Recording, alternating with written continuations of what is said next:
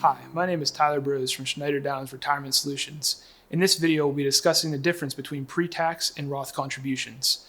A retirement plan can allow for two different types of contributions. The first, pre-tax, this is where contributions you make will give you a tax break up front because you're able to deduct those contributions against taxable income when you go to file your annual 1040 form. With a pre-tax account, when you get to retirement age and you begin taking distributions, the amount you receive at that time will be considered taxable income to you. The other option available is after-tax contributions, also referred to as Roth. With Roth contributions, the tax is paid upfront, meaning you do not get to deduct these contributions from income. The benefit is received later on when you meet certain criteria. Your contributions and earnings within the account are considered tax-free when you begin making withdrawals.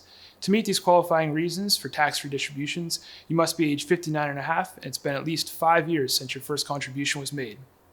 You may be thinking, do I have to use one or the other? And the answer to that is no. You're able to utilize both pre-tax and after-tax contributions within the retirement plan if you choose. Your personal situation, your age, your current tax rate, and expectations of your future tax rate should all be used to evaluate which option is appropriate for you. For more information on the differences between pre-tax and Roth contributions, please contact our offices.